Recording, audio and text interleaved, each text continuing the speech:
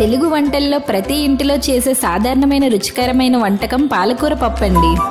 పప్పులోని proteins, పాలకూరలోని nutritions కలిసి ఈ వంటకాన్ని పోషకాహార భోజనంగా మార్చేస్తాయండి. ముందుగా కందిపప్పు కడిగి పక్కన పెట్టుకోవాలి. ఇప్పుడు ఉల్లిపాయలు, పచ్చిమిర్చి అలాగే పాలకూర కూడా తరిగి పక్కన పెట్టుకోవాలి. ఈ వంటకాన్ని నేను కాల్చెట్టిలో అదేనండి రాచిప్పలో వండుతున్నాను. సోప్ స్టోన్ లో వంట చేస్తే ఆహారానికి పాతకాలం రుచి వస్తుందండి. పాలకూర పప్పు కమ్మగా ఉంది. అలాగే పోషకాలు కూడా కాపాడబడతాయి. ముందుగా కడిగిన కందిపప్పు, నీళ్లు, తరిగిన పాలకూర, ఉల్లిపాయలు, పచ్చిమిర్చి, కొంచెం పసుపు రాచిప్పలో వేసి బాగా కలిపి తరువాత మాత్రమే స్టవ్ వెలిగించి మంటని మీడియం ఫ్లేమ్ లో పెట్టి పప్పుని ఉడికించుకోవాలి. పప్పు బాగా ఉడికాక రుచికి తగ్గ ఉప్పు, కారం వేసి బాగా కలిపి ఇంకాస్త ఉడికాక స్టవ్ ఆఫ్ చేసుకోవడమే. చివరిగా తాలింపు ఇంకా కొత్తిమీర కూడా వేసి కలుపుకోవడమే. ఈ రాచిప్పలో వండిన ఏ వంటైనా 3-4 గంటల వరకు వేడి అలానే ఉంటుందండి. ఈ సోప్ స్టోన్ ని మేము jista.com వెబ్సైట్ నుండి తీసుకున్నామండి. మీకు ఈ పాత్ర కావాలంటే jista.com వెబ్సైట్ నుంచి గానీ లేదా ఆఫ్లైన్ లో తీసుకోవాలంటే హైదరాబాద్ లో ఉన్న మెగా స్టోర్ ని విజిట్ చేయండి.